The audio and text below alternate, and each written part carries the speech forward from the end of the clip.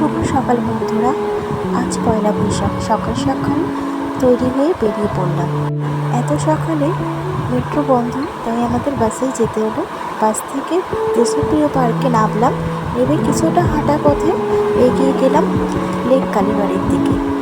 Lake কালীবাড়িটা হলো ঢাকুরিয়া লেকের ঠিক বিপরীতে।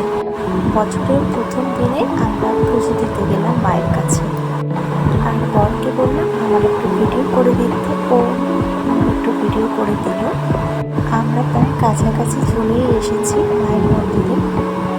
রাস্তায় এই গাছগুলোর থেকে আমাকে আমার বর ফুল পেড়ে দিয়েছে। আর দেখো আমি কি সুন্দর মালাও বেঁধেছি। ছোটোবেলাতে ঠিক এইভাবে মালা বানাতাম। দেখো মায়ের, যেহেতু আমরা কোনো ভিডিও করতে পারিনি তাই ছবি তুলেছি। শুভ নববর্ষ সবাইকে। সবাই খুব ভালো থেকো, সুস্থ থেকো।